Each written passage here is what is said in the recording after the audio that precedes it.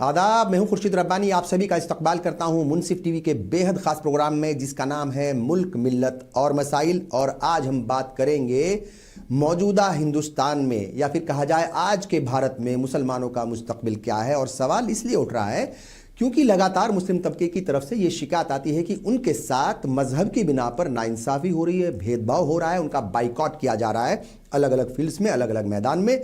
इसी हफ्ते दिल्ली में एक बड़ा प्रोग्राम हुआ जिसमें कई सारे अलग अलग सोचो फिक्र के लोग थे, अलग अलग जहनियत के लोग थे, अलग अलग विचारधारा के लोग थे, अलग अलग पार्टियों के लोग थे। वहाँ पर भी यही सवाल उठा था कि आज के भारत में मुसलमानों का मुस्तकबिल क्या है। तो ये सवाल करना बेहद ज़रूरी है, इस सवाल के जवाब ढूंढना भी ज़रूरी है, और इस सवाल के जवाब ढूंढ करके उनके ऊपर काम करना भी बेहद ज़रूरी है। क्योंकि मुस्लिम तबके की शिकायत बार बार यही है कि उनके साथ नाइंसाफ़ी हो रही है। तो ये नाइंसाफ़ी हर लेवल पर हो रही है, ये उनका कहना है। तो ये नाइंसाफ़ी रुके कैसे, इसके रास्ते तलाशना बेहद ज़रूरी है। और हम इस पर चर्चा करेंगे। कई खास मेहमान हमारे साथ जुड़ चुके हैं। हमारे साथ हैं बेहद सीनियर सहाफ़ी शाहिद सिद्दीकी साहब, आप मेंबर पार्लियामेंट भी रह चुके हैं राज्यसभा के, आपका इस्तकबाल करता हूं। डॉक्टर कासिम रसूल इलियास साहब हमारे साथ मौजूद हैं, all India Muslim personal law board से आपका ताल्लुक़ है, और मुस्लिम मसाइल पर भी आप हमेशा अपनी बात रखते हैं, आपका भी इस्तकबाल है। और उत्तर प्रदेश के लखनऊ से खासतौर से रज़ा हुसैन रिजवी साहब सीनियर सहाफ़ी हैं हमारे साथ, आपका भी इस्तकबाल करता हूं। शिवाजी सरकार साहब, आप भी जाने माने सहाफ़ी हैं, मैं तमाम मेहमानों का इस्तकबाल करता हूं। शाहिद सिद्दीकी साहब, सबसे पहला सवाल आप ही से। मुस्लिम तबके की एक शिकायत रहती है कि पिछले 8-10 साल में या 10-11 साल में एक माहौल बना है उसके ख़िलाफ़, मगर आपको भी क्या ये महसूस हुआ है कि वाकई इस टॉपिक पर बात करने की ज़रूरत पड़ गई कि आज के भारत में जहाँ इस वक्त हिंदुस्तान खड़ा है वहाँ पर मुसलमानों का मुस्तकबिल क्या है? क्या मुसलमानों का मुस्तकबिल वाकई महफूज नहीं है? ये सवाल तो मैंने पहले भी पूछा है जी, मादी में पूछता आया हूं, क्योंकि किसी भी मुल्क की पहचान, किसी भी जमहूरियत की पहचान इस बात से होती है कि उस मुल्क में अकलियतों का क्या मकाम है, अकलियतों का क्या मुस्तकबिल है।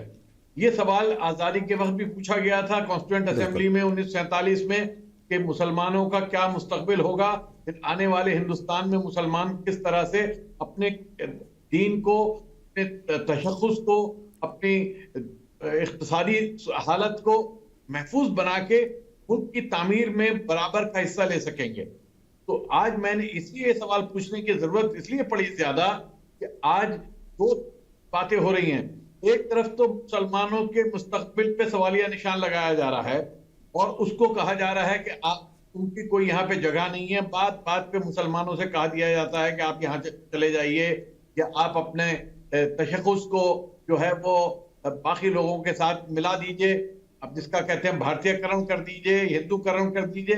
दूसरी तरफ मुसलमानों में एक तबका है जो मायूसी का एहसास पैदा करता है कि मुस्तकबिल नहीं है, मुस्तकबिल खत्म हो गया, यहाँ से छोड़ के चले जाओ, यहाँ रखा है। मैं दोनों बातों से इख्तिलाफ करता हूँ और मेरा मानना यह है कि साथ में मुसलमानों का मुस्तकबिल जी, कल भी महफूज था, आज भी और महफूज होगा।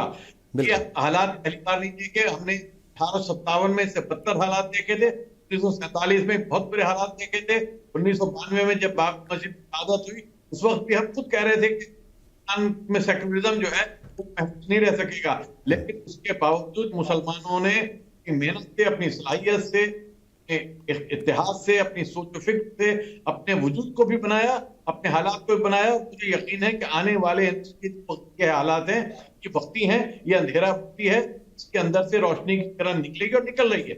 मुसलमान आज जिस तरह से महसूस कर रहा है कि उसे तालीम की तरफ आगे बढ़ना है, उसका नतीजा है कि मुसलमान आगे बढ़ने की, मुसलमानों के अंदर एक नया जज्बा पैदा हुआ है काम करने का। मैंने सियासतदान इसलिए बुलाया कि सियासी जमातें जो हैं मुसलमानों का वोट लेती हैं, लेकिन मुसलमानों पे आज खुल के बात नहीं कर रही, डरती हैं मुसलमान का नाम लेते हुए।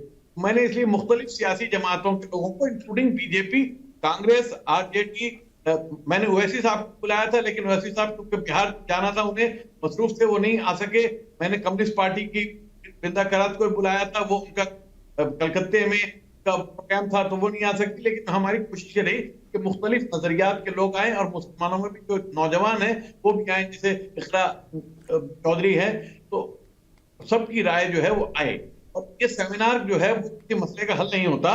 सेमिनार जो होता है वो एक माहौल बनाने के लिए होता है, बिल्कुल सही करने के लिए होता है। शुरुआत हमने की है, तो हम आगे लेके चलेंगे, आप लोग आगे लेके। अच्छा, बहुत सारे सुझाव आते हैं, बहुत सारे ख्यालात का लोग इजहार करते हैं, अलग अलग बातें सामने आती हैं, तो तमाम चीज़ों के ऊपर चर्चा होती है और फिर उस चर्चा के ऊपर आगे इकदाम उठाने की जरूरत पड़ती है। बिल्कुल सही कहा आपने। डॉक्टर कासिम रसूल इलियास साहब, क्या लगता है आपको? देखिए, मौजूदा वक्त में मेरा ख्याल के इस वक्त मुस्लिम तबके की शिकायत ये रहती है कि उसके साथ नाइंसाफ़ी हो रही है, और इसीलिए सवाल उठता है कि मौजूदा वक्त में और मौजूदा हिंदुस्तान में आज का जो भारत है उसमें फिर मुस्तकबिल क्या रह जाता है एक कम्युनिटी का, मुसलमानों का, और वो भी वो कम्युनिटी जो इस मुल्क की दूसरी सबसे बड़ी आबादी है। कोई छोटे मोटी तो आबादी है नहीं, तकरीबन 20 करोड़ से ज़्यादा की करीब की आबादी है। तो ऐसे में एक तबका अगर अपने आप को अलग थलग महसूस करता है तो उसके बारे में, उसके मुस्तकबिल के बारे में बात होना बेहद ज़रूरी है। देखिए, असल में मैं ये महसूस करता हूँ कि मुसलमानों का मुस्तकबिल मुसलमानों की कोशिशों पर मुनहसिर है, किसी और की कोशिशों पर मुनहसिर नहीं है। पहली बात तो यह है कि आज़ादी के बाद मुसलमानों को ये तय करना चाहिए था कि इस मुल्क में उनका क्या रोल होना चाहिए। सवाल ये पैदा होता है कि मुसलमान मुल्क की तामीर में आम इंसानी समाज को जो मसाइल दरपेश हैं, उन मसाइल में कितने प्रोएक्टिव रोल प्ले करते हैं। क्या वो सिर्फ सियासी पार्टियों वोट बैंक बने रहेंगे? क्या वो सिर्फ एक मुतालबाती गिरोह बने रहेंगे? सिर्फ हुकूमतों से मुतालबात करते रहेंगे कि हमारी जान, माल, इज्जत, आबरू, दीन, ईमान, हमारे पर्सनल लॉ, हमारे तालीमी इदारे, आप इनकी तहफ़्फ़ुज़ की ज़मानत दीजिए, हमारा वोट ले लीजिए। ये इस सूरत हाल से हमको बाहर निकलना चाहिए। देखिए, इस मुल्क में आम इंसानी समाज जिन मसाइल से जूझ रहा है, वो गुर्बत है, बेरोजगारी है, ख़वातीन पे मज़ालिम है, लॉ एंड ऑर्डर की सिचुएशन बिगड़ रही है। इसको ठीक करने में हमारा क्या रोल होना चाहिए? क्या हम सिर्फ ये मुतालबे करते रहेंगे कि हमको ये दीजिए, हमको ये दीजिए, हमको ये दीजिए, हमको तहफ़्फ़ुज़ फराहम कीजिए? मुसलमानों को इस सूरत हाल से बाहर निकलना चाहिए। मुसलमानों को ये समझना चाहिए कि एक जिम्मेदार कम्युनिटी है, उसे खैर उम्मत कहा गया है कुरान मजीद में, उसे इंसानों का बहीखा बना के खड़ा किया गया है, अदल इंसाफ के लिए उसे दुनिया में भेजा गया है। तो उसकी जरूरत इस बात की है कि उसे ये देखना चाहिए कि हमारे समाज में जो दबे हुए, पिसे हुए, पिछड़े हुए लोग हैं, सिर्फ हम मजलूम नहीं है। ये जो ख्याल होता है कि हम ही सबसे बड़े मजलूम हैं, हम ही को टारगेट किया जा रहा है। देखिए, आप दलित इस मुल्क में कई हजार साल से उनको टारगेट किया जा रहा है, उनके साथ भेदभाव हो रहा है, आदिवासियों के साथ भी हो रहा है।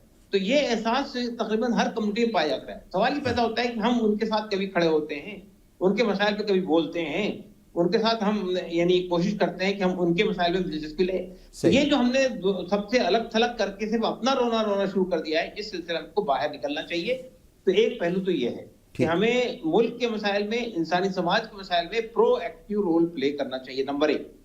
नंबर 2 ये है कि खुद मुसलमानों की जो पसमानदगी है, चाहे वो माशी पसमानदगी हो, तालीमी पसमानदगी हो, समाजी पसमानदगी हो, इसको ठीक करने की जिम्मेदारी भी कमेटी की है। हर वक्त सिर्फ हुकूमत की तरफ देखते रहना मुनासिब नहीं है। सच्चर कमेटी के बाद ये एहसास मुसलमानों में पैदा हुआ कि हमें अपनी कम्युनिटी को ठीक करने की कोशिश करनी चाहिए। अल्हम्दुलिल्लाह उसके बाद से हम महसूस कर रहे हैं कि मुसलमानों में मुताद्दिद ग्रोह खड़े हुए, जो तंजीमें पहले से मौजूद थी उन्होंने भी रोल प्ले करना शुरू किया और मुताद्दिद गिरोह खड़े हुए। खुद हमारे शाहिद सिद्दीकी साहब यहाँ बैठे हुए हैं, शाहिद सिद्दीकी साहब हैं और कुरैशी साहब हैं और महमूद अख्तर साहब हैं। इन सब लोगों ने भी तालीम के मैदान में एक इदारा बनाकर काम शुरू किया है।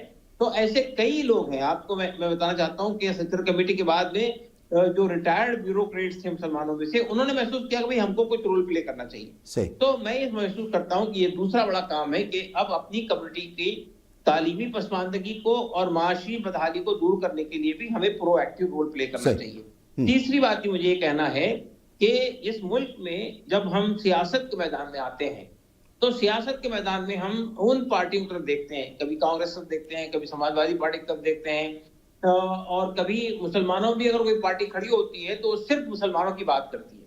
तो मैं ये समझता हूँ कि मुसलमानों को यानी कोई ऐसी पार्टी के मैं हक में नहीं हूं जो मुस्लिम आइडेंटिटी के लिए काम करे, बल्कि अगर कोई पॉलिटिकल पार्टी आप फ्लोट भी करते हैं तो वो सबकी पार्टी होनी चाहिए। जैसे समाजवादी पार्टी बनती है तो सिर्फ यादव की पार्टी नहीं होती है, सबकी पार्टी होती है। बहुजन समाज पार्टी बनती है तो सिर्फ दलित पार्टी नहीं होती, सबकी पार्टी होती है। तो अगर आप भी कोई पार्टी, पॉलिटिकल पार्टी फ्लोट करते हैं, मुसलमान भी, इसलिए कि मुसलमानों की जिम्मेदारी है कि वो अपने मुल्क की तामीर में हिस्सा लें, तो उनकी पार्टी भी सबकी पार्टी होनी चाहिए। तभी जाकर आप ये बात कह सकते हैं कि हम इस मुल्क की तामीर में हमारा भी कोई योगदान होगा। बिल्कुल सही, बिल्कुल सही। शिवाजी सरकार, देखिए, हिंदुस्तान की सियासत जो है वो मोटे तौर पर ये कहा जाता है कि रुख जो बदलती है या रुख जो तय करती है वो उत्तर प्रदेश का बड़ा रोल है, लखनऊ का बड़ा रोल रहता है। अब वहां बैठ करके आपने दो बड़े लोगों की इस वक्त बात सुनी, शाहिद सिद्दीकी साहब की और डॉक्टर कासिम रसूल इलियास साहब की, और सवाल यही है कि जो मौजूदा भारत है उसमें मुसलमानों का भविष्य क्या होगा। यह सवाल आपको क्या सही लगता है कि ऐसी क्या जरूरत आन पड़ी कि हमें एक कम्युनिटी के मुस्तकबिल के बारे में, एक कम्युनिटी के भविष्य के बारे में बात करनी पड़ रही है? पहला सवाल तो मेरा आपसे यही है, क्या आपको लगता है कि हमारा यह सवाल जायज है, हमें यह बात करनी चाहिए आज बैठ करके यहां? देखिए, एक चीज हिंदुस्तान के सियासत में क्रिश्चियन सिंड्रोम में कहते हैं, और वो तमाम सियासती पार्टियों के कोशिश या उसको उकसाने की के बावजूद जो है वो खत्म नहीं हो पाई। जो कुछ 46-47 में था उसका असर कहीं ना कहीं हमारे पूरे जो हिंदुस्तानी समाज है उस पर है। और कहीं भी जो है, खास करके मैं एक चीज जो महसूस करता हूं, जो हमारे मुसलमान भाई हैं जी, उनकी अपनी शिकायतें हैं और जायज। उनका मानना है कि उनके साथ जो है नाइंसाफी हो रही है, कुछ हद तक वो भी बात। तो उसके साथ साथ अगर आप देखें, पार्टीशन सिंड्रोम जिस तरह से आज भी चल रहा है, मैं एक चीज समझता हूं, तमाम सियासी पार्टियों ने ये कोशिश नहीं की कि समाजी लेवल पर दोनों कम्युनिटी के बीच में एक प्रॉपर डायलॉग हो। पार्टीशन जो था कुछ लोगों की जिद थी जिसकी वजह से हुआ, सारे लोग उसमें शामिल नहीं। और अगर ईस्ट पाकिस्तान की बात करूं मैं, ईस्ट पाकिस्तान शायद न बनता अगर उस वक्त मुस्लिम लीग के साथ जो कोalition पार्टनर थे, हिंदू महासभा के नेता, वो उसको में शामिल ना होते और उसमें हाँ न करते, तो आधा हिंदुस्तान या आधी जो हमारी समाज है वो तो बच जाती। पर गलतियां हुई हैं और गलतियां कहीं ना कहीं अभी भी चल रही हैं, ये बड़ी अफसोस की बात है। मैं जमाते हिंद के भी कुछ डायलॉग्स में मैं गया हूं, वहां भी यही बातें होती हैं। और वहां एक चीज और मैंने महसूस किया,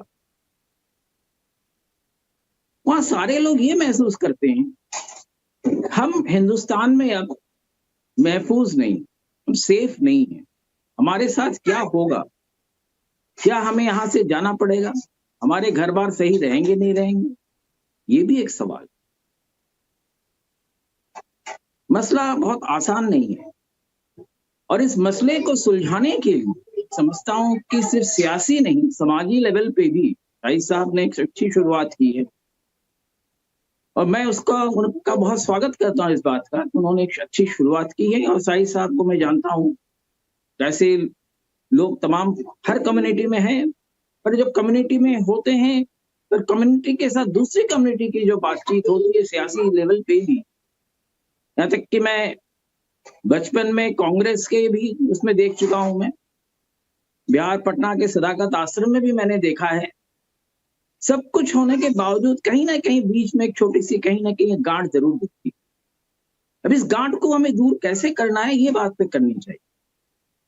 देखिए, कई चीजें हुई पिछले दिनों में, हाँ। आजादी से पहले भी बहुत सारी चीजें हुई, तो उस पर भी हमें बात करने की जरूरत है। और बैठ के दोनों एक पर, हाँ। सिर्फ एक्यूजेशन न करके एक साथ बैठ के दोनों के दर्द को समझ के हम उस पर बात करेंगे, तभी क्या कर पाता है। बिल्कुल ठीक है, मगर यहाँ पर यह बात भी कहना बेहद जरूरी है कि गड़े मुर्दे उखाड़ने से ना मुल्क को हासिल कुछ होगा, ना हुकूमत को, सियासत को भले ही कुछ हासिल हो जाए मगर इस मुल्क की आवाम को कुछ हासिल नहीं होगा। यह सवाल इसलिए आ रहा है, यह बात इसलिए कही जा रही चूंकि लगातार कई बड़े लोग, शंकराचार्य भी ये इस बात को कह रहे हैं कि मुसलमानों का इस मुल्क में क्या काम है। तो अगर शंकराचार्य इस बात को कह रहे हैं या कुछ लोग अगर कोई जो मतलब हुजहू हैं, जो अपना प्रभाव रखते हैं मुल्क के अवाम के ऊपर, भले ही वो कम रखते हैं ज़्यादा रखते हैं, अगर वो ऐसी बात कह रहे हैं तो फिर मुझे लगता है कि थोड़ा सा मुश्किल हो जाता है कम्युनिटी के लिए, उसे सोचने की ज़रूरत पड़ती है, उसे सवाल उठाना पड़ता है कि आज के हिंदुस्तान में मुसलमानों का मुस्तकबिल क्या है।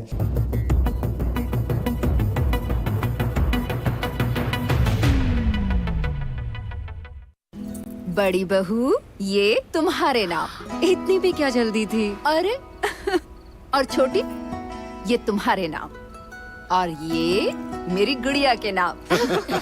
पर दादी, हाँ, आपके नाम? सब कुछ मैंने bank, locker, fixed deposit Hyderabad में।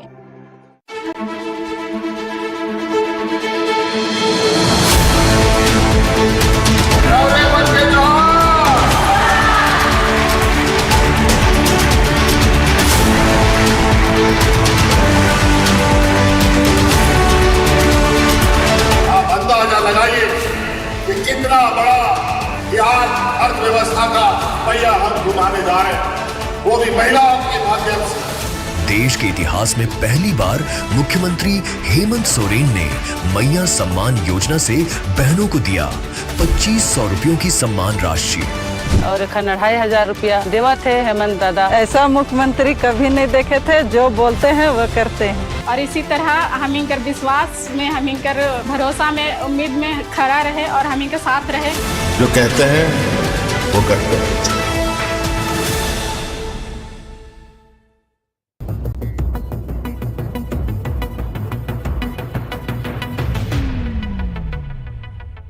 रजा हुसैन रिजवी साहब क्या कहेंगे?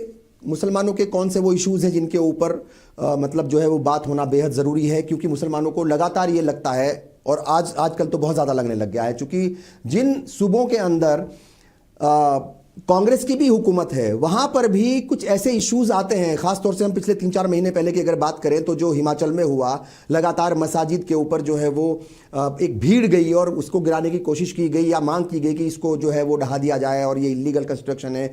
फिर आर्थिक तौर पर भी उनका बाइकआउट किया गया। तो कई बार लोगों को लगने लगता है कि भाई मैं अपने ही मुल्क में एक बेगाना सा हो गया हूँ, मैं अपने ही मुल्क में महफूज नहीं हूँ, मैं अपने ही मुल्क में जो मेरा मुल्क का आइन है उसके मुताबिक मैं अपनी मजहबी रसूमात अदा नहीं कर सकता हूँ। तो फिर सवाल उठते हैं, फिर सवाल वाकई उठते हैं। फिर शाहिद सिद्दीकी साहब को प्रोग्राम करना पड़ता है, हमें भी फिर जो है वो एक तरीके से लोगों के साथ बैठ करके माथा पच्ची करनी पड़ती है, चर्चा करनी पड़ती है कि आज के भारत में मुसलमानों का मुस्तकबिल क्या है। ये जाहिर सी बात है कि आज देश में जो मुसलमानों की हालात है उसके लिए खुद मुसलमान जिम्मेदार है। कोई जिम्मेदार अगर उसने अपना कुरान शरीफ जो अल्लाह की तरफ से नाजिल हुआ है, गैबी किताब है, अगर उसको ठीक से पढ़ लिया होता और समझ लिया होता तो आज मुसलमानों को कहीं दिक्कत नहीं होती। कुरान शरीफ का जो नाजिल के हिसाब से जो सूरा जो नाजिल हुआ है वो सूरह इकरा नाजिल हुआ है, सूरह अलक। और तरतीब के हिसाब से यानी नुज़ूल के हिसाब से सूरह इकरा है, लेकिन जो कुरान शरीफ में तरतीब दिया गया है तो सूरह अलहम्द तो पहले रखा गया है, पहले पारे में। और एक जो 96 नंबर का सूरा है सूरह इकरा, जिसे सूरह अलग भी कहते हैं, इकरा बिस्मिल्लाहिर्रहमानिर्रहीम, इकरा बिस्म रब्बिकल लज़ी खलक, खलकल इंसाना मिन अलक़, इकरा व रब्बुकल अकरम अल्लज़ी अल्लमा बिल कलम अल्लमल इंसाना मा लम यलम कल्ला इन्नल इंसाना लन यतग़ा। अल्लाह ने साफ कहा है, साफ पढ़ो। अब पहले ही जो आयत है उसमें इकरा बिस्म रब्बिकल लज़ी खलक, पढ़ो अपने परवरदिगार का नाम लेकर जिसने सबको पैदा किया। क्या बेहतरीन है भाई, मजा आ गया। अल्लाह कह रहा है पढ़ो अपने परवरदिगार का नाम लेकर जिसने सबको पैदा किया है, आदमी को जमे हुए लहू से बनाया, पढ़ चलो। और तुम्हारा परवरदिगार बड़ा करीम है जिसने कलम के द्वारा इल्म सिखाया। हम पढ़ते हैं नहीं, इल्म से दूर हैं, बिल्कुल करीब जाहिल। हमें तो माना जाता है मुसलमानों को, मैं अपने को भी कह रहा हूं कि भाई जाहिल कौम है ये। क्या हमारे मुकद्दर में लिखाया है कि हमें पंचर बनाना है? क्या हमारे मुकद्दर में लिखाया है कि हमें ऑटोमोबाइल का काम करना है? क्या हमारे मुकद्दर में लिखाया है कि हमें सब्जी बेचना है? क्या हमारे मुकद्दर में लिखाया है कि हमें कपड़ा सीखना है, सिलाना है? क्या हमारे मुकद्दर में लिखाया है कि हमें बाल काटना है? नहीं। हमने पढ़ाई की नहीं तो हम लेबर बनेंगे। सबसे बड़ी चिंता की विषय यही है। और आप देखिए जो रिपोर्ट आई भी है सरकार की, सच्चा रिपोर्ट क्या है? वो रिपोर्ट क्या है? एक जो है जात से, जिन जात को माना जाता था दबे कुचले हैं, उनसे भी नीचे हैं। तो किस लिए? क्योंकि हमारे पास इल्म नहीं था, हम इल्म से दूर हैं। और इस वक्त हमने देखा है कि हमारे जो मुसलमान बच्चे हैं, मैं तो भाई 68 साल का आदमी हूं, मैं तो बस चली चला की बेला में हूं, लेकिन अब जो बच्चे आ रहे हैं वो कसम खुदा की पढ़ाई की तरफ रुजू हैं, पढ़ रहे हैं। उन्होंने देखा है कि जिन्होंने गलत काम किए उनकी हालत क्या हुआ है, इस सरकार ने क्या किया है। जो नंबर 2 के आदमी है, वो सरकार उनका मकान भी गिरा रही है और उनको जेल में भी डाल रही है। ठीक है। मुसलमान कह रहा है भैया पढ़ो, उनकी वालदा कहती है बेटा गुंडाई न करना, चौराहे शाम के कपड़ा पहन के पुराना जो तकिया के नीचे रात में और सवेरे चौराहे शाम को चौराहे ठीक है करके चाय पीना और गप करना खत्म करो बेटा, ठीक है, पढ़ाई करो। इसलिए आप देखिए आईसीआईसी में एक लड़का टॉप किया है मुसलमान, आईएएस में मुसलमानों की संख्या बढ़ी है, इंजीनियर्स में आप मुसलमानों की तादाद बढ़ी है, डॉक्टरों की तादाद बढ़ी है, क्योंकि मुसलमान उनकी वालदा अब टाइट करती है कि पढ़ो।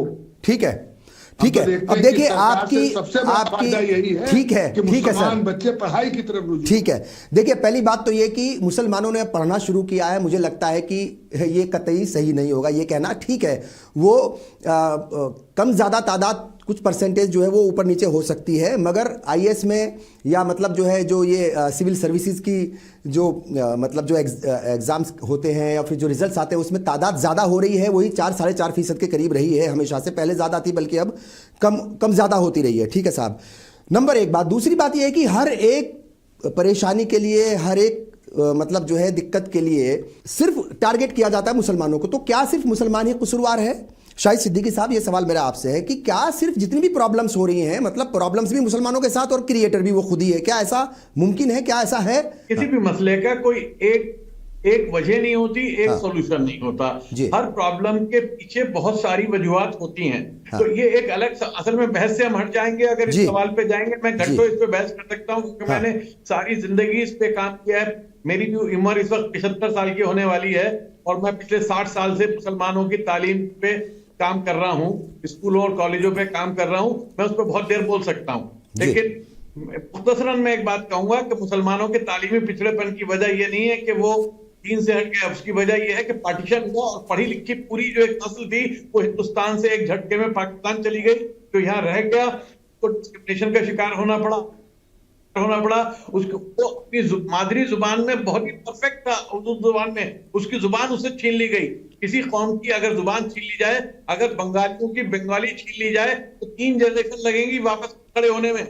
आपकी जुबान छीन ली गई तो आपको एक तरह से जाहिल बना दिया गया एक झटके में, क्योंकि आप आलिम थे लेकिन अपनी जुबान में आलिम थे, आप उर्दू जुबान में आलिम थे। सामने वाला समझ पाएगा ये नहीं, तो ये एक अलग बहस है। लेकिन मैं कासिम रसूल साहब की बात से मैं मुत्तफिक हूं कि मुसलमानों का जो हालात हैं उसको बेहतर देखिए, मैंने शुरू में ही कहा था कि हालात तो बेहतर होंगे और वो बेहतर हो रहे हैं। और पिछले 70 साल में भी मुस्लिम क़यादत ने बहुत समझदारी से काम किया, बहुत बुरे हालात में, और आज भी मुसलमान बड़ी समझदारी से चल रहे हैं। जितना प्रोवोकेट किया जा रहा है मुसलमानों को, जितना उस पर हमले हो रहे हैं, जितना उनको निशाना बनाया जा रहा है, मुसलमान रिएक्ट नहीं कर रहा। इसके लिए लीडरशिप नहीं, आम मुसलमान जो सड़क पे चलता है, जो गांव में रहता है, वो जिम्मेदार है। उसकी टोपी, उसकी जुबान, उसके खाने पे हमला किया जा रहा है, लेकिन वो रिएक्ट नहीं कर रहा। ये उसकी समझदारी है, उसकी खुदबारी है, ये उसकी विजडम है। मैं सलाम करता हूं हिंदुस्तान के मुसलमानों को, समझदारी से वो चल रहे हैं। तो कासिम रसूल साहब ने बात कही, मैं उसको मुत्तफिक हूं कि मसले का हल दूसरे नहीं करेंगे। तो मैंने सियासी जमातों को इसलिए बताया कि मुझे मालूम है कि सियासी जमातें इस मसले का हल नहीं करने वाली, ये हमें खुद हल करना है। और कोई भी कौम, हमें सिखों से देखना चाहिए। 84 में जो राइट हुए उसमें सिख बड़ी तादाद में मारे गए, उनकी पगड़ी, उनकी टोपी, उनकी दाढ़ी जो है निशाने पे आ गई। के लिए दिल्ली में हर टैक्सी ड्राइवर, तकरीबन 80% टैक्सी ड्राइवर सरदार होते थे, आज आपको नजर नहीं आते। लेकिन उन्होंने क्या किया, उन्होंने 84 से अपने आप को पीछे नहीं ले गए, वो उन्होंने अपने स्कूल खोले, अपने कॉलेज खोले। आज पहले मैं जिस स्कूल में पढ़ता था वहां पे 20% सरदार होते थे, आज वहां 2% भी सरदार नहीं है, क्योंकि सरदारों ने अपने बेहतरीन स्कूल बना लिए हैं, उन्होंने अपने बिजनेस पे ध्यान दिया, उन्होंने जो लोग पीछे चले गए थे वो उठाने पे ध्यान दिया, एक कॉपरेशन का जज्बा आया। तो हमारे और साउथ इंडिया में देखिए पार्टीशन कैसा साउथ इंडिया में नहीं हुआ। ऐसा नहीं कि साउथ इंडिया के मुसलमान जो है बहुत ज्यादा होशियार हैं। भाई अलीगढ़ यूनिवर्सिटी नॉर्थ वालों ने शामिल देवबंद का तहरीक जो नॉर्थ वालों ने किया था, नॉर्थ वालों ने किया था, जामिया मिलिया नॉर्थ वालों ने किया था। साउथ के लोग यहाँ के पढ़ते थे, यहाँ से पढ़ के जाते थे केरला में, क्यों करते थे तहरीक, या कर्नाटक में क्यों करते थे, लेकिन उनपे क्योंकि पार्टीशन का असर नहीं हुआ, पार्टीशन की मार नहीं पड़ी और उनकी जुबान खतरे में नहीं आई, क्योंकि वहां पे हिंदी को उर्दू से खतरा था, कन्नड़ को खतरा नहीं था, तमिल को खतरा नहीं था। इसलिए आज भी वानियमबाड़ी में और आमपुर के अंदर Urdu medium school, 10 Urdu medium school हैं। आज यूपी में एक भी उर्दू मीडियम स्कूल नहीं है उत्तर प्रदेश के अंदर। तो ये जो सिचुएशन है ये हालात की सिचुएशन है, हालात को समझना चाहिए। इसके लिए मुसलमान को जिम्मेदार दे दें, हिंदू को जिम्मेदार कर दें। भाई सिचुएशन जब होती है, पॉलिटिकल चेंज आता है, इतना बड़ा दुनिया का सबसे बड़ा एक माइग्रेशन हुआ ह्यूमन हिस्ट्री में, शायद मॉडर्न ह्यूमन हिस्ट्री में इतना बड़ा माइग्रेशन नहीं हुआ कभी भी, जो हुआ तो उसका इम्पैक्ट आज भी हमारे ऊपर है। हमें इसको समझ के इस मसले का हल ढूंढना चाहिए। बिल्कुल सही। इसलिए मेरी कोशिश है कि जो बात सरकार साहब ने कही थी कि डायलॉग, तो मैं चाहता हूं कि डायलॉग होना चाहिए। सही। उससे बहुत लोग नाराज भी थे कि आपने बीजेपी वालों को कैसे बुला लिया, आपने राकेश सिन्हा को बुला लिया, आप तो बिक गए। एक हमारी कौम की बड़ी खराबी हो गई है कि जो भी चाहे सारी जिंदगी लगा दे। हाँ, एक छोटी सी बात होती है, उसके ऊपर आपके पूरी क्रेडिबिलिटी के ऊपर सवाल उठ जाता है। सच्चाई है ये एक बड़ी कमजोरी है। देखिए मेरे बाप DIR में जेल गए, मेरे खानदान जितने काले कानून बने इस देश में, उसमें मेरा खानदान का आदमी हमेशा जेल गया, सिर्फ कोटा से बचे हैं, वरना सब में हम कहेंगे। ठीक है, ये तो ये मसले का हल देखिए साहब, अगर आप काम करेंगे तो कहते शायद सिर्फ बिक गए, शायद तो बीजेपी हो गए।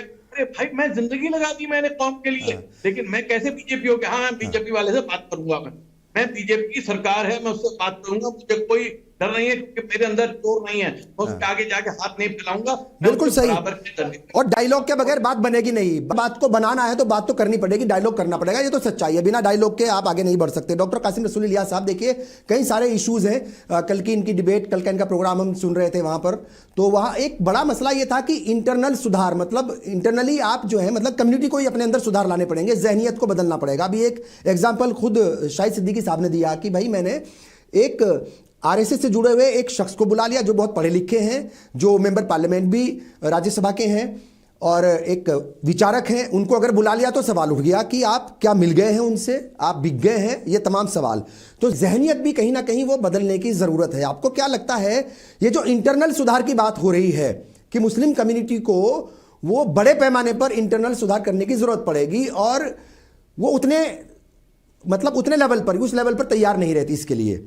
दूसरी बात यह कि सियासत का जिक्र आपने पहले भी किया था, सियासत का जिक्र यहां भी हुआ है। देखिए, अगर कोई ये कहे कि सियासी पार्टियां या जो रूलिंग पार्टी है या जो हुकूमत है वो कोई बहुत ज़्यादा बदलाव नहीं ला सकती, वो आपके ऊपर बहुत ज़्यादा फर्क नहीं डाल सकती, तो मुझे लगता है कि ये सच्चाई से थोड़ा सा आप दूर हट रहे हैं। सियासत भी असरअंदाज करती है कम्युनिटी को भी और मुल्क के माहौल को भी। आपको क्या लगता है, सियासी तौर पर मुसलमानों का एक अलग थलग 2014 के बाद पड़ जाना और फिर अभी खासतौर से 24 के बाद जिस तरीके से टारगेट किया गया मुसलमानों को, उसमें सियासत कितनी जिम्मेदार है और इंटरनल सुधार के ऊपर क्या कहेंगे आप? देखिए, पहली बात तो मैं ये कहना चाहता हूँ, तो आपने सियासत की बात की है, क्योंकि हमने भी इस मैदान में पेशकदमी करना शुरू किया है जी। तो मैं ये कहना चाहता हूँ, असल में मैंने ये बात कही थी कि अगर आप मुसलमानों के हालात पर गौर करेंगे तो मुसलमानों की मौजूदा सूरत हाल के लिए जो चीज बुनियादी तौर पे मैं समझता हूँ एक बड़ी वजह है, वो मुसलमानों की सियासी बेवजनी और बेवकती। सियासी बेवजनी और बेवकती का मतलब ये नहीं है कि आपकी कितनी तादाद पार्लियामेंट में है और कितनी तादाद असेंबली में है और कितना आप पंचायतों में आपके लोग मौजूद हैं, उसके बुनियाद पर सियासी वजन नहीं पैदा होता। सियासी वजन ये पैदा होता है कि मुल्क की पॉलिसी साजी में आपका कितना योगदान है। मुल्क में तालीम पॉलिसी बन रही है, मुल्क में इक़्तिसादी पॉलिसियां बन रही है, मुल्क में जो है खारजा पॉलिसी बनती है, किसानों के मसाइल हैं और बहुत सारी पॉलिसियां बनती है। होता यह है कि पॉलिसी साजी दो तरह से होती है हमारे मुल्क में। एक तो जो लोग पार्लियामेंट में बैठे हैं, जो असेंबली में बैठे हैं, वो पॉलिसी बनाते हैं, वो फैसले करते हैं, और एक होता है civil society. Civil society issues को खड़े करती है, वो पॉलिटिकल पार्टीज पे दबाव बनाती है, नैरेटिव खड़ा करती है, मीडिया के जरिए से अपनी बात पहुंचाती है और बिल आखिर हुकूमत को वो पॉलिसी माननी। सही। आप देखिए मनमोहन सिंह के सरकार के जमाने में 5 बड़े फैसले हुए। नरेगा बना था, आरटीआई बना था, आरटीई कायम हुआ था और फूड सिक्योरिटी एक्ट बना था और लोकपाल बिल बना था। ये फैसले तो यकीनन मनमोहन सिंह की सरकार ने किए थे, लेकिन इसके लिए पूरा माहौल मुल्क के अंदर सिविल सोसाइटी ने बनाया। तो सिविल सोसाइटी बुनियादी तौर पे पॉलिसी इंटरवेंशन करती है, पॉलिसी बनाने में हिस्सा लेती है। हमारा अफसोस ये है कि हमने उस सिविल सोसाइटी को, अगर आप मौजूदा सिविल सोसाइटी के अंदर देखेंगे तो आप माइक्रोस्कोप भी लगा कर देखेंगे तो कोई मुसलमान आपको नहीं मिलेगा उसको। ये वजह क्या है? यानी मतलब ये कि आपने, यही मैं कहना चाहता हूं, मुल्क को बनाने में, यानी देखिए आपने जो कुछ भी किया आजादी से पहले, यानी आपके लोगों ने कुर्बानियां पेश की अब मुल्क की आजादी कराने के लिए, बहुत बड़ी तारीख है, बहुत दरकशा तारीख है। लेकिन आजादी के बाद क्या, ये बहुत बड़ा सवाल है। तो आप हमेशा अपने माजी का ही वो पेश नहीं करते रहे, माजी में ये किया 8 साल हमने हुकूमत की। असल सवाल ये कि आज आप क्या कर रहे हैं। तो मेरा कहना सिर्फ ये है कि मुसलमानों को अपना सियासी वजन पैदा करना चाहिए, और सियासी वजन सिर्फ इस बुनियाद पर नहीं पैदा होगा कि आपने कितने मेंबर ऑफ पार्लियामेंट हैं। सियासी वजन इस बात पे पैदा होगा कि मुल्क में मुनसिफाना पॉलिसी साजी के अंदर आपका कितना बड़ा रोल है। तो ये एक बुनियादी सवाल है जिसके ऊपर में हमको तवज्जो देनी चाहिए। दूसरी बात ये है कि मैं ये कहना चाहता हूँ असल में, आप ये कहते हैं सियासी पार्टियां, देखिए मैं ये समझता हूँ कि हिंदुस्तान के अंदर जितने मसाइल हैं, कास्ट पॉलिटिक्स है, कम्युनिटी पॉलिटिक्स है, ये सब सियासी पार्टियों के पैदा करता है। आज भी जो कुछ हो रहा है, ये चाहे बीजेपी जो कुछ कर रही है, हिंदू मुस्लिम के अंदर समाज को तोड़ने की कोशिश कर रही है, ये किस लिए कर रही है? एक तो उनकी आइडियोलॉजी है, दूसरा ये कि वो इख्तियार में रहना चाहते हैं तो समझते हैं कि समाज को पोलराइज कर दो, कम्युनिटी की बुनियाद पे, कास्ट की बुनियाद पे अपना उल्लू सीधा करो।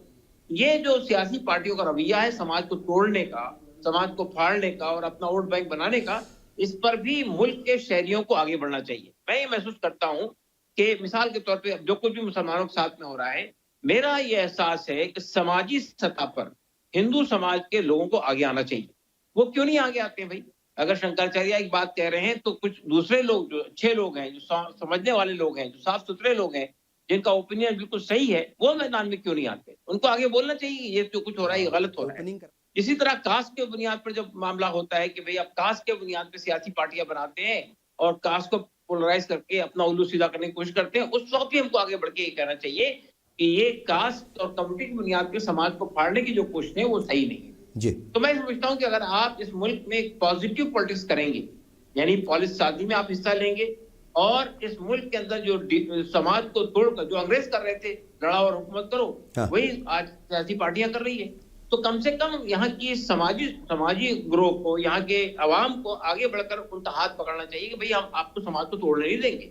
हम ये कहते हैं कि हमारे कॉन्स्टिट्यूशन में ये लिखा हुआ है कि फ्रेटर्निटी यानी भाईचारा, लेकिन भाईचारे को तबाह करने का काम हमारी सियासी पार्टियां करती हैं।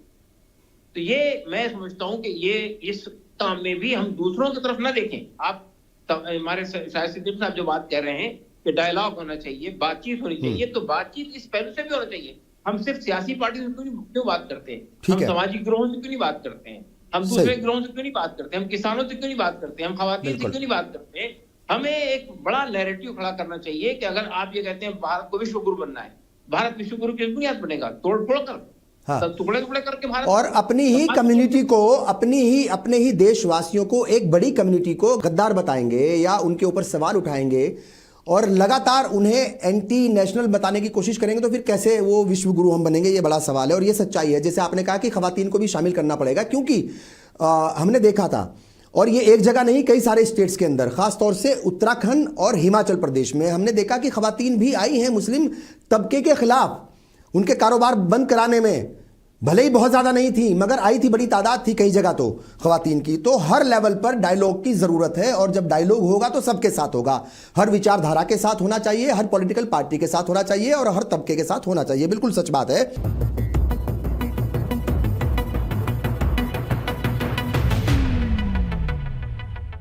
जल्दी जल्दी चल, मुझे लगता है तेरी बस मिस हो जानी है। रज्जो, तू आज काम पे भी नहीं आई, सब ठीक तो है ना? हाँ जी दीदी, आज मन्नू की स्कूल की बस लग गई है ना, इसलिए इसको छोड़ने आई थी। स्कूल की बस? पर तेरा मन्नू तो सरकारी स्कूल में पढ़ता है ना? हाँ जी दीदी, अब सरकारी स्कूलों में 200 बसें चल पड़ेंगी, जिसका फायदा मेरे मन्नू जैसे 10,000 बच्चों को होगा। वो तो ठीक है रज्जो, पर ये सरकारी बस आज ही आई है या रोज आया करेगी? नहीं दीदी, रोज आया करेगी।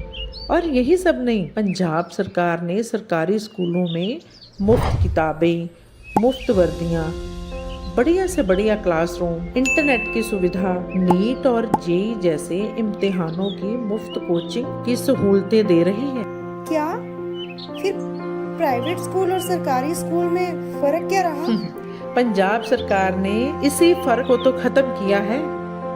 यही है पंजाब की शिक्षा क्रांति, जो घटाए हर दूरी को और मिटाए सारी मजबूरी। सरकारी स्कूलों ਨੂੰ ਵੀ ਬਹੁਤ ਸ਼ਾਨਦਾਰ ਬੱਸਾਂ ਅਸੀਂ ਦੇਵਾਂਗੇ ਤਾਂ ਕਿ ਉਹ ਬੱਸਾਂ ਜਿਹੜੀਆਂ ਬੱਚਿਆਂ ਨੂੰ ਲੈ ਕੇ ਵੀ ਜਾ ਸਕਣ, ਘਰੇ ਵੀ ਪਹੁੰਚਾ ਸਕਣ। ਪਹਿਲੇ ਬੈਚ ਵਾਸਤੇ 20,000 ਬੱਚੇ ਦਾ ਅਸੀਂ ਪ੍ਰਬੰਧ ਕਰ ਰਹੇ ਹਾਂ। ਸੋ ਜੇ ਨੀਅਤ ਸਾਫ਼ ਹੋਵੇ ਕੋਈ ਨਾ ਕੋਈ ਤਾਂ ਤਰੀਕਾ ਨਿਕਲ ਆਉਂਦਾ।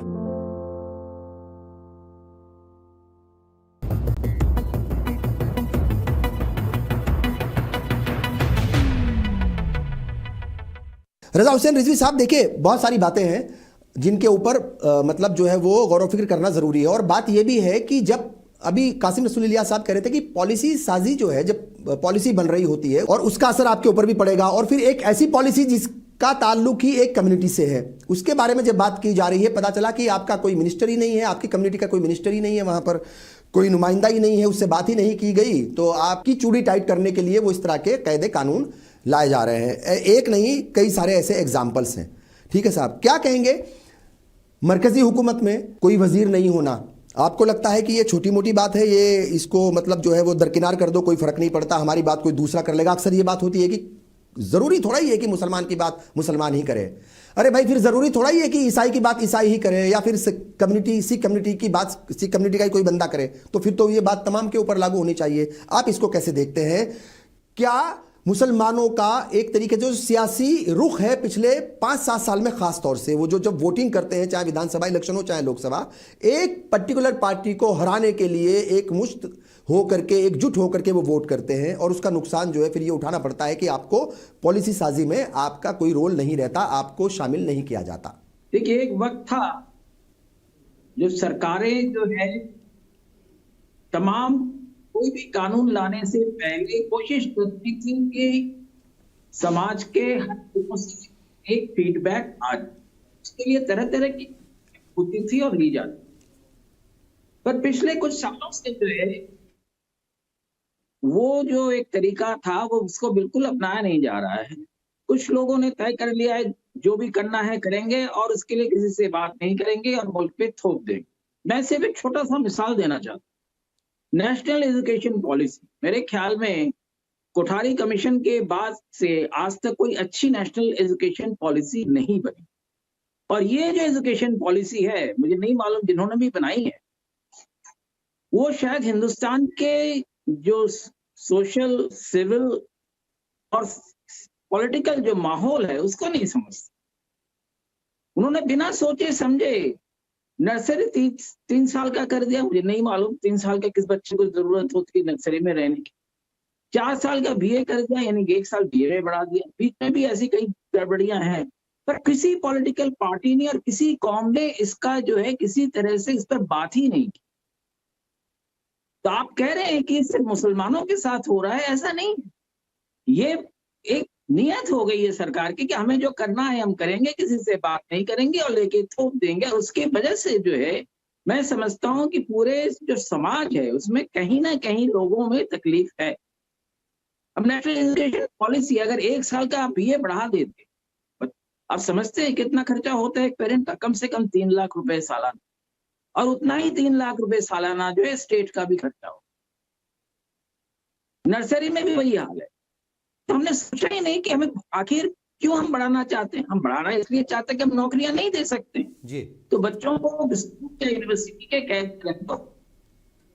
तो इन चीजों के पास होनी चाहिए। आप जो कह रहे हैं कि बात नहीं हो रही, ये पॉलिसी लेवल की बात इस लेवल पे नहीं हो रही।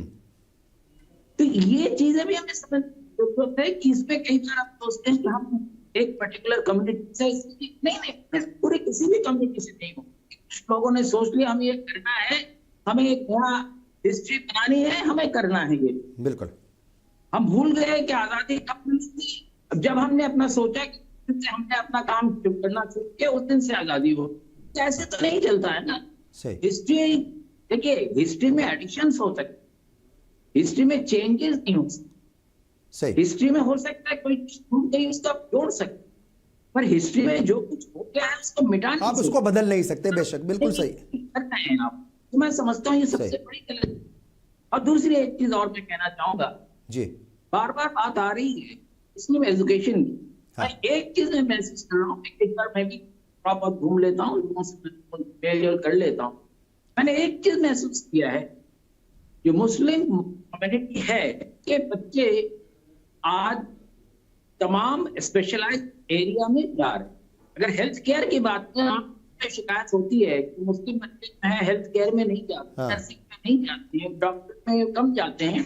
अब हो सकता है कि अभी नंबर उनका रेशियो में कम हो, पर अब मैं देखता हूँ नए बच्चे इन सारी जगह जा रहे हैं। और इंजीनियरिंग छोड़ के मैंने देखा कई अच्छे बच्चे हैं इन सारे एरियाज में जा रहे हैं। इसके अलावा भी बहुत से एरियाज, आईटी में अगर आप जाएं उस बच्चे पड़े। तो ये सही चीजें हैं। देखिए, कई चीजें जो हम कई बार हम सोचते हैं कि कम्युनिटी के लेवल पे, कम्युनिटी के लेवल पे नहीं तो हाँ। ये पूरे कौम के लेवल पर हर कोई इससे अफेक्टेड है। ठीक है, अगर आप नहीं करेंगे और सिर्फ 2 लाख रुपए सिर्फ फ्री फूड में देंगे, उससे मुल्क का भला नहीं हो। इन सारी चीजों पर पार्टी हमें अपनी चाहिए। और दूसरी चीज बात की कास्ट की बात, मैं समझता हूँ कास्ट की बात अलग रखा जाए। कास्ट करके अपना को बढ़ा चाह के मुस्लिम कम्युनिटी में भी खाई खाने की कोशिश की जाए, तो मैं समझता हूँ टैप्स है इससे बचने। और अगर अभी बात सबसे बड़ी जो बात तो शाहिद साहब ने शुरू की है कि 2 सबसे बड़ी जो कम्युनिटीज हैं उसके बीच में बातचीत कैसे, उनके बीच के जो डायलॉग होना जरूरी है। सही नहीं है, साथ बैठकर बात करने की जरूरत। बिल्कुल ठीक है। तो सियासत जो हिंदुस्तान की है वो कुछ पॉलिटिकल पार्टी नहीं, कुछ पॉलिटिकल लोग तय करें। पार्टियां तो आजकल हिज मास्टर्स वॉइस हो गई है। तो ये बदलाव जरूरी है। सोसाइटी जो है वो तय करे कि क्या सियासत होगी, ताकि सियासत ये तय करे कि सोसाइटी कैसे। रजा हुसैन रिजवी साहब क्या कहेंगे कि ये जो मुसलमानों के हालात आज हैं, देखिए आपने जब पहली बात रखी तो ऐसा लग रहा था कि तमाम कसूरवार जो है वो जो भी है वो मुसलमान ही है, सारी गलती मुसलमानों की है। तो वैसा तो होता नहीं है, वैसा हो नहीं सकता। ठीक है, कहीं कुछ गलतियां रही होंगी, कहीं कुछ इकदाम सही वक्त पर नहीं उठा पाए होंगे, मगर हर एक प्रॉब्लम के लिए सिर्फ मुसलमानों को जिम्मेदार ठहरा देना वो कहाँ तक सही है, नंबर 1। दूसरी बात यह है कि जो सियासी तौर पर एक तरीके से अलग थलग करने की कोशिश की गई है या वो हो गए हैं, अब वो सियासत में वापसी कैसे करें। सियासत में वापसी का मतलब वही है जो कासिम रसूलियात साहब कह रहे थे कि आप पॉलिसी मेकिंग में हैं कि नहीं, आप पॉलिसी मेकर्स के बीच बैठ रहे हैं कि नहीं बैठ रहे हैं, आपको शामिल किया जा रहा है कि नहीं किया जा रहा है। मुसलमान और या मुसलमान के अलावा भी हाँ। जितने लोग भी जो है हमारे देश में हैं, ये राजनीति से अछूते नहीं, क्योंकि राजनीति सब इंसानों पर हावी है। राजनीति से ही जो है वो देश और प्रदेश चलते हैं। तो इसलिए राजनीति से कोई अछूता नहीं और राजनीति से कोई बच नहीं सकता। और अभी हमारे लायक दोस्त ने कहा कि पोलराइज किया जा रहा है, तो अगर पोलराइज किया जा रहा है तो हम पोलराइज हो क्यों रहे हैं, हम क्यों हो रहे हैं, हम इस पर रिसर्च क्यों नहीं करते। अगर कोई पोलराइज करने के चक्कर में लगा हुआ है तो हम हो जाएं पोलराइज, यानी उसकी जो मंशा है उस मंशा को हम हल कर दें कि हाँ भाई तुम पोलराइज कर रहे हो, हम पोलराइज हो जाएं। मुसलमान भी अब सत्ता के साथ रहना चाहता है। गांव के अंदर जो चौपाल पे जो मेड़ की लड़ाइयां होती हैं, अगर उस गांव का मुसलमान सत्ता के साथ जुड़ा है तो थाने में, तहसील में उसकी बात सुनी जाती है कि साहब फलाने पार्टी की सरकार है और फलाने पार्टी का ये आदमी जो है उसका जो है सदस्य है जी। तो कहीं ना कहीं चाहे तहसीलदार हो, चाहे वो पुलिस के इंचार्ज हो, चाहे थाना अध्यक्ष हो, वो कहीं ना कहीं उनके दिल में जरा से सत्ता पक्ष के कार्यकर्ता के फेवर में रहता है। तो मुसलमान अब ये क्यों नहीं सोचता है कि हम हराने वाले ना बने, हम जिताने वाले बने। मुसलमान क्यों इस देश में महसूस कराता नहीं हमें हराना है, हमें हराना है, नहीं हमें जिताना है। सही। और हमारे लायक दोस्त ने कहा कि भाई हिंदुओं को भी आगे आना चाहिए और आगे आकर के इसमें कुछ करना चाहिए मुसलमानों की बहबूदी तरक्की के लिए। मान लीजिए अगर वो नहीं बढ़ रहे हैं, नहीं बढ़ रहे हैं वो, तो क्या हम हाथ पर हाथ रख के बैठ जाएं कि भैया वो बढ़ ही नहीं रहे तो हमें क्या जरूरत है? तो आप भी कुछ कीजिए, आपकी तरफ से भी कुछ होना चाहिए। क्या आप कीजिए कुछ? क्या आप हाथ पे हाथ रखे रहेंगे? आप कर सकते हो, आप ये कर सकते हैं, जैसे हमारे लायक दोस्त ने बड़ी अच्छी बात कही कि हर मुसलमान को जो लीडरशिप कर रहा है उसको चाहिए कि बढ़ाए। ठीक है। तो ये बहुत अच्छी बात निकल के आई है इसमें कि हर मुसलमान जो जिस क्षेत्र का है वो डेवलप हो और डेवलप होकर के राजनीति की तरफ बढ़े, तभी मसले का हल होगा। मिसाल देना चाहता हूँ, मिसाल से बताना चाहता हूँ। हाँ, चूंकि वक्त की कमी है। लखनऊ के अंदर, लखनऊ में हमारे आप समझिए कम से कम 3.5-4 लाख शिया हजरात हैं जी। और जावेद जाफरी एक आदमी, आम आदमी पार्टी से आया, बड़ी हिम्मत करके, एक हमारी बिरादरी का जी। हमने अपने बिरादरी ने कहा कि भैया तुम जितने हो तुम वोट दे दो, तो कल जब कल कहीं टिकट देने की बात होगी तो अगर जावेद जाफरी को 3.5 लाख वोट न मिलता, अगर 2 लाख मिल गया होता सही, तो कल फिर ये सरकार सोचती कि भैया एक शिया कैंडिडेट 2 लाख यहां से ले गया है, मान लिया मुसलमान ले गया है, तो भैया एक मुसलमान को 2 वहां टिकट। ठीक है। ये अगर यही मुसलमान अच्छा वोट पाने लगे तो भारतीय जनता पार्टी जो कहती है कि साहब हम मुसलमान को क्यों टिकट दें, मुसलमान जीत नहीं पाता, तो मैं भारतीय जनता पार्टी से कहता हूं क्या वो पूरी 540-43 सीट जीत लेते हैं क्या? भाई जहां से मुसलमान, जहां से उनका ठाकुर ब्राह्मण या और गुप्ता जाति का नहीं जीतता है, वहां से दे दीजिए मुसलमान को। चलिए ठीक है, इसमें भी करेंगे, क्योंकि सियासी तौर पर वो 240 या 340 बिल्कुल ठीक है। शाहिद सिद्दीकी साहब, देखिए ये जो मसला है, ये जो सवाल है, ये छोटा मोटा ना तो मसला है ना छोटा मोटा ये सवाल है, बड़ा सवाल है। बड़ा ही इसके जवाब जो है वो ढूंढने पड़ेंगे और बहुत सारे तौर तरीके अपनाने पड़ेंगे और नो डाउट डायलॉग इसमें बड़ा अहम रोल अदा करेगा और डायलॉग सबके साथ ही होगा। क्योंकि मसला इसलिए भी बढ़ जाता है, जैसा मैंने पहले भी जिक्र किया, कि जब कोई शंकराचार्य, कोई धार्मिक गुरु ये बात खड़ी कर रहा हो, किसी कम्युनिटी के ऊपर सवाल उठा रहा हो कि वो यहाँ रह क्यों रहे हैं, उनको तो पाकिस्तान चले जाना चाहिए। जब अलग अलग सियासी पार्टियों के लोग और खास तौर से मुस्लिम तबके को टारगेट करते हैं, जब एक भीड़ जाकर के एक मस्जिद को गिराने की बात करती है, एक भीड़ आती है, वो कहती है कि इनका आर्थिक तौर पर बहिष्कार करो, यानी हर मैदान में उसके ऊपर सवाल उठ रहे हैं। और अब तो सवाल बड़े बड़े कवि सम्मेलनों में भी उठाए जा रहे हैं और सवाल भी मतलब वही पुरानी बातें खोदी जा रही हैं, गड़े मुर्दे उखाड़े जा रहे हैं कि साहब वो तैमूर लंग ने ऐसा किया था तो ये नाम क्यों रख दिया। ये एक छोटा सा एग्जाम्पल है और भी बहुत सारी बातें हैं जिनको मतलब जो बातें कही जा रही हैं और जिनका असर लोगों पर हो रहा है, और असर मीडिया के जरिए भी होता है, सोशल मीडिया के जरिए भी होता है, बड़ी बड़ी पब्लिक मीटिंग्स के जरिए भी होता है। इस असर को कैसे कम किया जाए, और असर जो है वो निगेटिव है, मतलब नफरत ज्यादा है इसके अंदर, इस नफरत को कैसे कम की जाए, क्या रास्ते हो सकते हैं, किस तरीके से रास्तों को अख्तियार करके आगे बढ़ा जाए। ये जो सोने की चिड़िया है या जो ये विश्व गुरु बनने की एक बात है इस मुल्क की, और प्राइम मिनिस्टर ने 2047 का नारा भी दिया है, कैसे वहां तक हम पहुंचे मिलजुल करके। मैं कासिम रसूल साहब की बात से मुत्तफिक भी हूं और मैं समझता हूं कि सिविक सोसाइटी जो है हमारी सोसाइटी है के साथ हमें एंगेजमेंट करना चाहिए। तो मैंने अभी ये शुरू किया है, इसमें पहला ये सियासतदानों से किया है, दूसरा मैं सेमिनार कर रहा हूं एजुकेशन के ऊपर के एजुकेशनल इंस्टीट्यूशंस में जो डिस्क्रिमिनेशन होता है मुसलमान बच्चों के साथ, इंस्टीट्यूशंस में जो उन्हें टारगेट किया जाता है उसको कैसे फेस किया जाए उसमें। और एक बात और मैं कह दूं कि ज्यादातर लड़ाई मुसलमान नहीं लड़ रहे, गैर मुस्लिम लड़ रहे हैं, इसलिए शिकायत करना गलत है। आज भी हिंदुस्तान के 70-75% हिंदू जो है वो मुसलमान के साथ खड़ा है, वो डिस्क्रिमिनेट नहीं कर रहा है। ये ठीक नहीं है ये कहना। हाँ ये है कि वोकल ज्यादा, वो जो नफरत फैलाने वाला है 20% 25% वो ज्यादा वोकल है, उसकी आवाज को आज ज्यादा अहमियत दी जा रही है। लेकिन आज भी बीजेपी जो है 30-35% से ज्यादा वोट नहीं लेती, और वो वोट सिर्फ इसलिए नहीं मिलता कि मुसलमान से नाराजगी है, वो कांग्रेस से नाराजगी हो सकती है, कहीं समाजवादी से हो सकती है, कहीं किसी और से हो सकती है। मेरा मानना है कि मुश्किल से 20% हिंदुस्तान के अंदर ऐसा है जो पोलराइज है। 20% हिंदू ऐसा होगा कि जो धार्मिक बुनियाद पे, नफरत की बुनियाद पे वोट डालता है, 80% नहीं डालता। तो इसलिए ये मेरा एटीट्यूड तो पॉजिटिव है और मेरा मानना है कि ये वक्ती है, जो कुछ भी हालात हैं इससे हम निकलेंगे।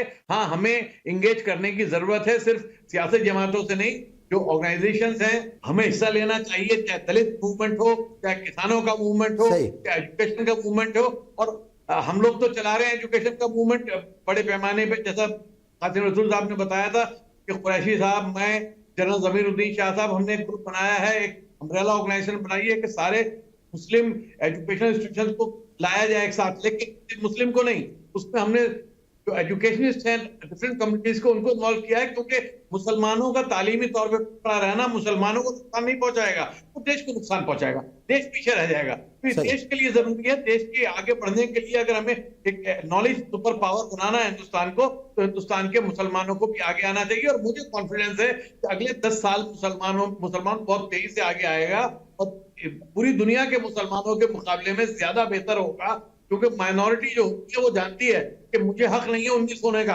मुझे 21 रहना पड़ेगा अगर मुझे अपना हक चाहिए। मुझे I have to be better than everyone else in order to get my due. मैं थोड़ा सा पीछे हूं, उसके बाद मुझे मैं कहूं डिस्क्रिमिनेशन हो रहा है तो होगा। माइनॉरिटी के साथ दुनिया में हर जगह डिस्क्रिमिनेशन होता है, चाहे अमेरिका हो, चाहे पाकिस्तान हो, चाहे वो इंग्लैंड हो, माइनॉरिटी के साथ डिस्क्रिमिनेशन होता है, होगा। डिस्क्रिमिनेशन फाइट करने का एक तरीका यही है कि आप अपने को से बेहतर करें, आप ज्यादा मेहनत करें, आप सुबह 5 बजे उठ जाएं फजर की नमाज के साथ, और आप रात को सोएं। मुसलमान रात भर जो बैठ के तख्तों के ऊपर वक्त गुजारते हैं, कि बच्चे जाके स्कूलों में काम थोड़ी कर पाते हैं 2 बजे तक, 3 बजे, ये आम है मुस्लिम मोहल्लों में। सच बात है। मैं इसके खिलाफ बहुत बोलता हूँ, फाइट कीजिए, समाजी लेवल पे तहरीकें बनाइए और मुसलमानों से कहिए कि भाई ये बंद करो और अपना जो है अपने माहौल को ठीक करो। जो माहौल हमारा बिगड़ा है, ये हमारी जो बटेरबाजी थी और कबूतरबाजी थी और शायरी थी, हमने नवाबी की बहुत दिन, उस नवाबी से हमारा माहौल बिगड़ा हुआ है, मेहनत करने का माहौल नहीं है। उस माहौल को वापस लाइए। लखनऊ वाले खासतौर पे हमारे साथी जो है वो इस पे तवज्जो दे। बिल्कुल सही, ये बात तो सच है कि वो उन ख्यालात से बाहर निकलने की ज़रूरत है और ज़मीनी हकीकत को समझते हुए आगे बढ़ने की ज़रूरत है। डॉक्टर कासिम रसूल इलियास साहब, ज़्यादा लंबा सवाल नहीं करूंगा, इतना ही पूछूंगा कि और कौन से रास्ते हैं। बहुत सारे रास्ते बता दिए शाहिद सिद्दीकी साहब ने। देखिए, असल में मैं महसूस करता हूँ जी कि बुनियादी तौर पे मुसलमानों को दिफाई पोजीशन से निकलना चाहिए जी, तहफ़्फ़ुज़ और दिफा और मुतालबाती सियासत से बाहर आना चाहिए। हाँ। और उन्हें प्रोएक्टिव रोल प्ले करना चाहिए, मुल्क के तामीर में भी, इंसानों के बुनियादी सवालात को हल करने में भी, और कम्युनिटी के इशूज को भी हल करने में। बिल्कुल ठीक। हमारी जो तंजीमें हैं, हमारे जो इदारे हैं, वो ज्यादा वक्त इस बात पे लगाते हैं कि हमारे साथ ये हो रहा है, हमारे साथ ये हो रहा है, और फिर उनके मुतालबे शुरू हो जाते हैं, हमको ये मिलना चाहिए, हमको ये मिलना चाहिए। तो मेरा ख्याल ये है कि जिस दिन आप यहाँ के लोगों से इंगेज करना शुरू करेंगे, यहाँ की समाजी तंजीमों से इंगेज करना शुरू करेंगे, यहाँ की सिविल सोसाइटी से इंगेज करना शुरू करेंगे, तो आप जो अलग थलग हो गए हैं वो अपने आप खत्म हो जाएगा। तो जब आप मुल्क की तामीर में दूसरों के साथ हाथ मिला के हिस्सा लेना शुरू करेंगे। अब मिसाल के तौर पर मैं ये बताना चाहता हूँ आपसे कि यहाँ पर हमारी नौजवान नस्ल ने और शाहीन बाग की बच्चियों और खवातीन ने जो तहरीक चलाई थी, एंटी-सीए तहरीक, आप देखिए चलते चलते उस तहरीक के अंदर सब लोग आ गए। यानी उसमें हिंदू भी हैं, सिख भी हैं, ईसाई भी हैं, सब शामिल हो गए। और उन्होंने खास तौर पर महसूस किया कि ये लड़ाई सिर्फ मुसलमानों की लड़ाई नहीं है, ये डिस्क्रिमिनेशन के खिलाफ लड़ाई है। बिल्कुल सही। कॉन्स्टिट्यूशन में कोई ऐसा कानून हुकूमत नहीं बना सकती है वो डिस्क्रिमिनेटरी हो। ये कानून जो बनाया गया सीए का, ये डिस्क्रिमिनेटरी लॉ है, इसके खिलाफ लोग खड़े हो गए। तो मेरा ख्याल यही है कि इसी तरह से किसान खड़े हुए यहाँ पे, हमारे बॉर्डर के ऊपर किसान आके बैठे, लेकिन कितने मुसलमान वहां गए, कितनी मुस्लिम तंजीमें वहां गई।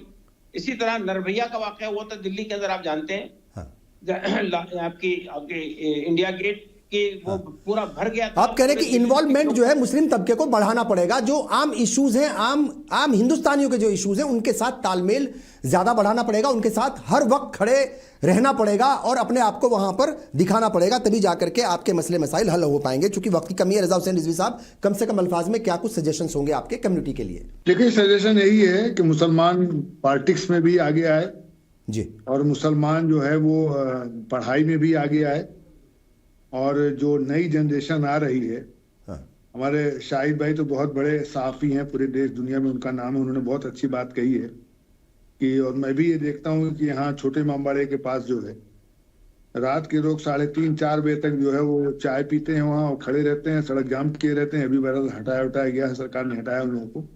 तो ये जो मुसलमानों में बहुत बड़ी चीज आ रही, रात में मोबाइल देखना और सुबह फजर की नमाज ना पढ़ना, ये भी बहुत बड़ा वो है मुसलमानों के साथ।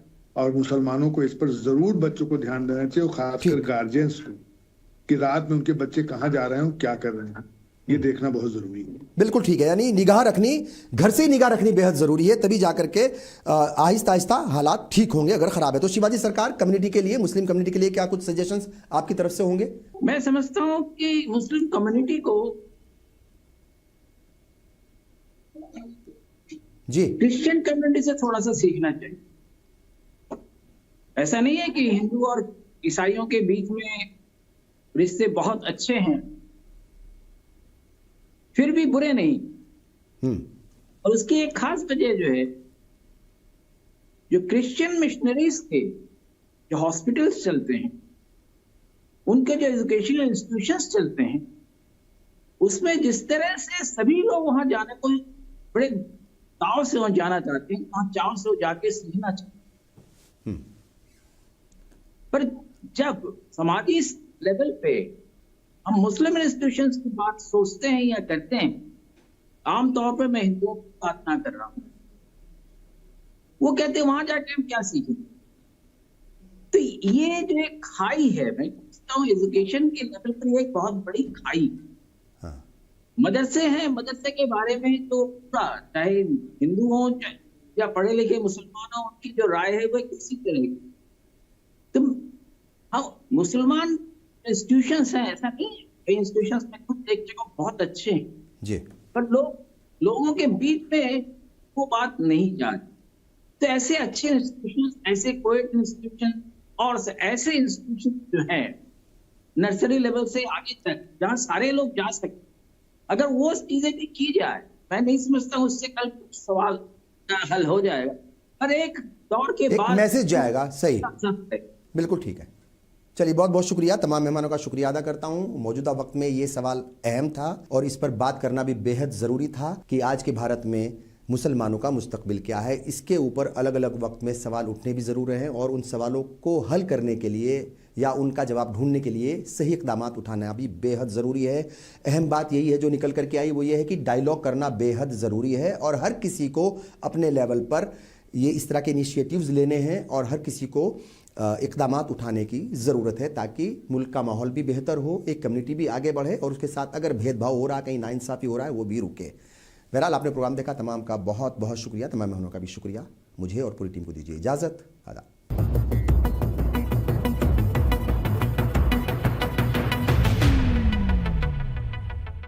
जल्दी जल्दी चल, मुझे लगता है तेरी बस मिस हो जानी है। रज्जो, तू यहाँ, तू आज काम पे भी नहीं आई, सब ठीक तो है ना? हाँ जी दीदी, आज मन्नू की स्कूल की बस लग गई है ना, इसलिए इसको छोड़ने आई थी। स्कूल की बस? पर तेरा मन्नू तो सरकारी स्कूल में पढ़ता है ना?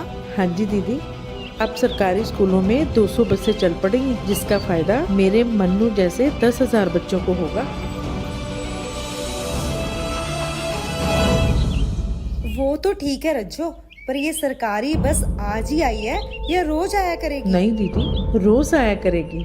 और यही सब नहीं, पंजाब सरकार ने सरकारी स्कूलों में मुफ्त किताबें, मुफ्त वर्दियाँ, बढ़िया से बढ़िया क्लासरूम, इंटरनेट की सुविधा, नीट और जेईई जैसे इम्तिहानों की मुफ्त कोचिंग की सहूलतें दे रही है। क्या फिर प्राइवेट स्कूल और सरकारी स्कूल में फर्क क्या रहा? पंजाब सरकार ने इसी फर्क को तो खत्म किया है। यही है पंजाब की शिक्षा क्रांति, जो घटाए हर दूरी को और मिटाए सारी मजबूरी। सरकारी स्कूलों ਨੂੰ ਵੀ ਬਹੁਤ ਸ਼ਾਨਦਾਰ ਬੱਸਾਂ ਅਸੀਂ ਦੇਵਾਂਗੇ ਤਾਂ ਕਿ ਉਹ ਬੱਸਾਂ ਜਿਹੜੀਆਂ ਬੱਚਿਆਂ ਨੂੰ ਲੈ ਕੇ ਵੀ ਜਾ ਸਕਣ, ਘਰੇ ਵੀ ਪਹੁੰਚਾ ਸਕਣ। ਪਹਿਲੇ ਬੈਚ ਵਾਸਤੇ 20,000 ਬੱਚੇ ਦਾ ਅਸੀਂ ਪ੍ਰਬੰਧ ਕਰ ਰਹੇ ਹਾਂ। ਸੋ ਜੇ ਨੀਅਤ ਸਾਫ਼ ਹੋਵੇ, ਕੋਈ ਨਾ ਕੋਈ ਤਾਂ ਤਰੀਕਾ ਨਿਕਲ ਆਉਂਦਾ। इस शनिचर रात 10 बजे देखिए क्या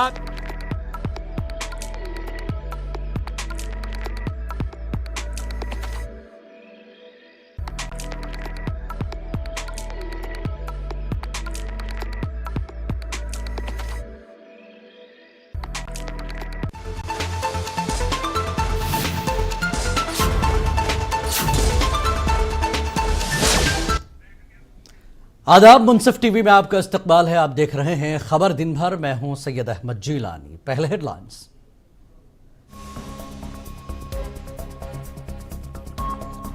बॉलीवुड अदाकार सैफ अली खान पर हमला